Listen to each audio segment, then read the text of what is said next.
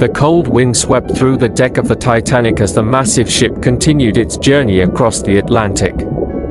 Jack and Rose stood under the starlit sky, their faces illuminated by the moonlight. Their hands were clasped tightly together, as if letting go would shatter them both. But they knew the truth, they had to part ways. "I can't fight them, Jack," Rose whispered, tears streaming down her face. "My mother. Cal, the expectations of this world. It's too much. I don't have the strength." Jack's heart ached at her words, but he nodded, his own eyes glistening with unshed tears. "I understand, Rose. I do. This world, it's not fair. It's not kind to people like us. But if this is what you need to do, I won't stand in your way." Rose sobbed quietly, her hand trembling as she let go of his. "I'll never stop loving you, Jack. You have to know that." Jack gave her a bittersweet smile, his voice breaking. "And I'll never stop loving you. No matter where life takes us, Rose, I'll always carry you here." He placed his hand over his chest, right where his heart beat painfully. Rose wanted to hold him one last time, but the sound of approaching footsteps reminded her that time was slipping away. Cal was looking for her, and she couldn't risk him finding them together. With one last, lingering look, she turned and walked away, leaving Jack standing alone on the deck, the cold wind biting at his skin. As the days passed, they avoided each other. Jack stayed below deck with his friends, pretending he was fine, sketching endlessly to distract himself from the hollow ache inside. Rose, meanwhile, followed her mother's instructions, staying close to Cal and forcing herself to smile as he paraded her around, but their love, though unspoken, was not forgotten. If you watched this video to this extent, it means you are enjoying it. Don't forget to subscribe, like and share this video. The night was eerily calm before the chaos began. The cold air bit at the skin of everyone who ventured onto the deck, and the deep, endless ocean stretched out in every direction under a blanket of stars. The iceberg had already struck, but many passengers didn't yet understand the gravity of the situation. Below deck, water began rushing into the lower compartments, flooding rooms and swallowing dreams whole. In the third-class corridors, confusion reigned. Families scrambled to gather their belongings, clutching each other tightly as freezing seawater crept over the floor. Mothers cried as they tried to calm terrified children, their voices trembling as they promised that everything would be fine. Fathers carried what little they could, their faces pale with fear but determined to protect their loved ones. Up on the first-class decks, the atmosphere was surreal. Well-dressed men and women whispered anxiously, still unsure if there was any real danger. Some dismissed the warnings entirely, sipping champagne and laughing nervously as the orchestra played. Others demanded answers, their voices rising as crew members tried to maintain order. But then came the tilt. The great Titanic groaned like a wounded beast, its massive structure shifting slightly as the bow began to dip lower into the ocean. The sudden movement sent a wave of realization through the passengers. This wasn't a minor incident. This was a nightmare. Chaos erupted. Crew members rushed to lower the lifeboats, shouting over the growing noise of panic. "Women and children first!" They yelled, their voices strained as they struggled to keep order. But the crowd surged forward, desperate to escape. A young couple clung to each other, their faces wet with tears. The husband tried to convince the crew to let him board the lifeboat with his pregnant wife, but the answer was always the same: women and children only. The man kissed his wife's forehead one last time, promising her that he would find a way to survive. As she was lowered into the water, their hands stretched out toward each other until the distance broke them apart. An elderly couple sat quietly on deck chairs, holding hands as the chaos unfolded around them. They knew there was no place for them on the lifeboats, and so they chose to face the end together, whispering words of love and comfort as the freezing wind whipped around them.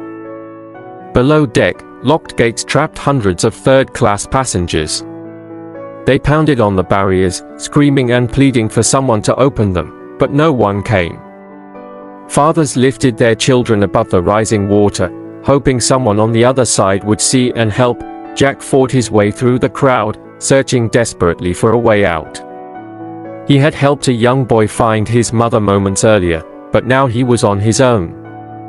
The freezing water was up to his knees, and every step felt like a battle against the ship itself.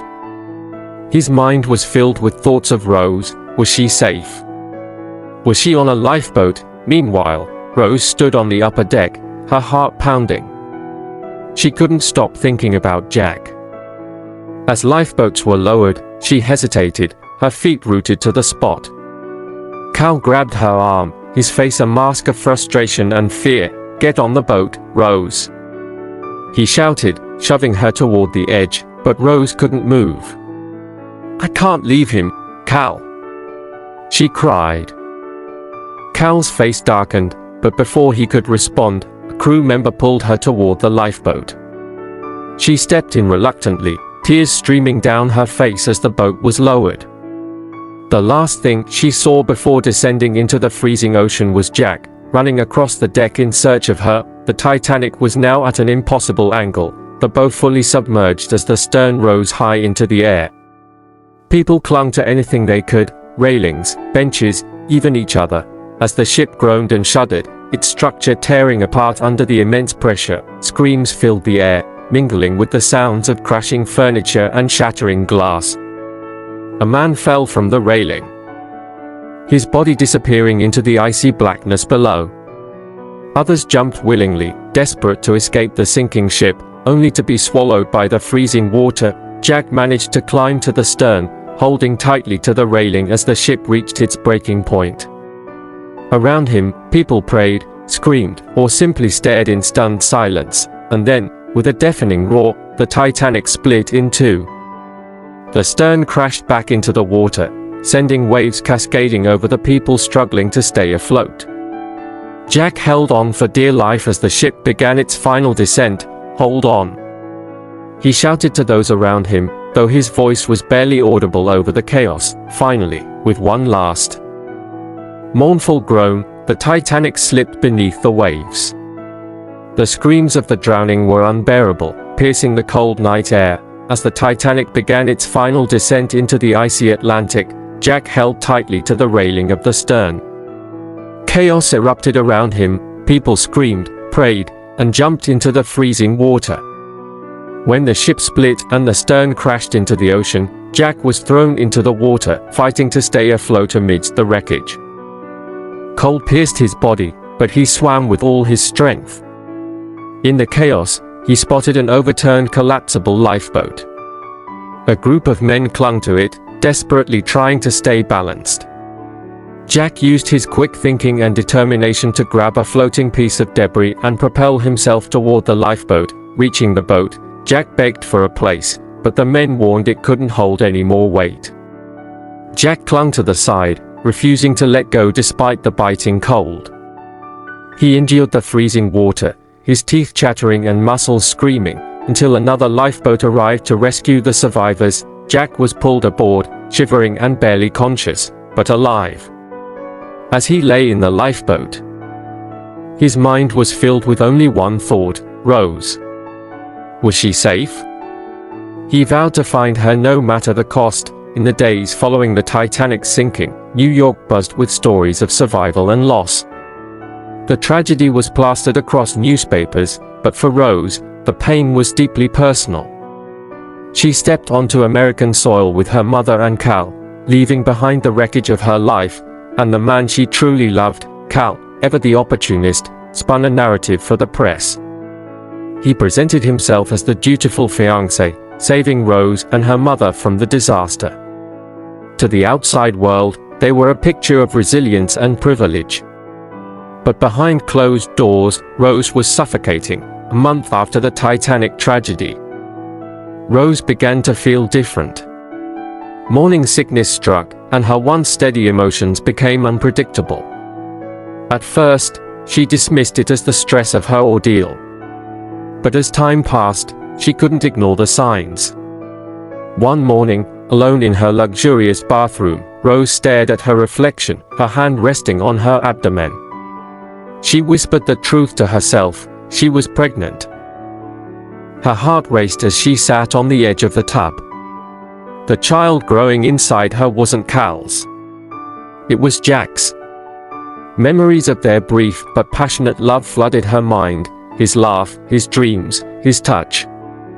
A bittersweet ache filled her chest. Rose's mother, Ruth, was the first to suspect.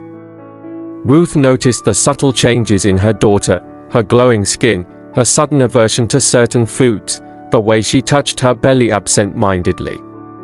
One evening, Ruth confronted her. "Rose," she said, her voice low but firm, "you're with child, aren't you?" Rose didn't respond, her eyes filling with tears. "It's Jack's, isn't it?" Ruth pressed, her tone softening. Rose nodded, unable to hold back the sobs. "What am I going to do, Mother? Cal will know. Everyone will know." Ruth's face hardened. "No one will know. You will tell Cal it's his child. Do you understand me? This is your chance to secure your future. If you ever loved me, Rose, you will protect this family's name." Rose hated the idea, but deep down, she knew Ruth was right. Cal was already suspicious of her behavior since the Titanic. If he discovered the truth, his wrath would be unbearable. And so, with a heavy heart, Rose carried out the charade. Cal was overjoyed at the news of Rose's pregnancy, believing it was his. He spared no expense, buying her extravagant gifts and ensuring she received the best care money could provide. For the public, they were the perfect couple: Rose, the elegant wife, and Cal, the wealthy and powerful husband. But behind the closed doors of their sprawling mansion, Rose lived a double life.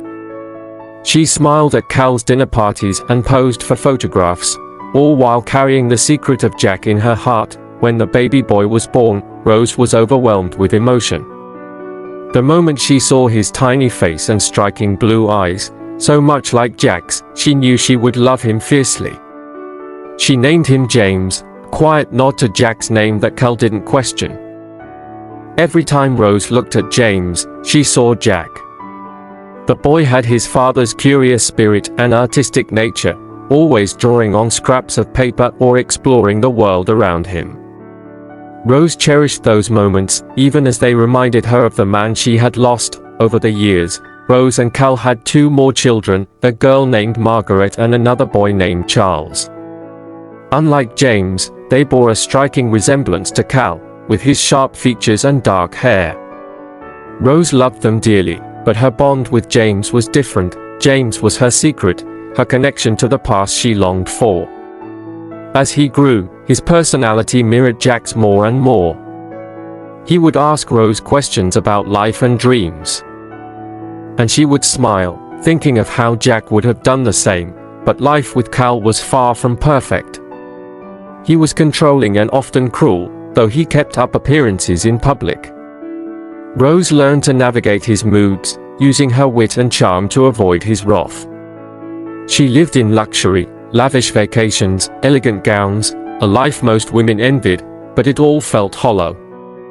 Her heart still belonged to Jack, even though he was gone. Unbeknownst to Rose, Jack had survived and was building a life of his own.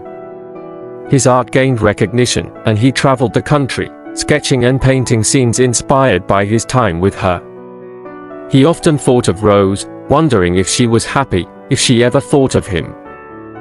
He didn't know she had a child, a son who carried his legacy. As years passed, Rose wrestled with her emotions.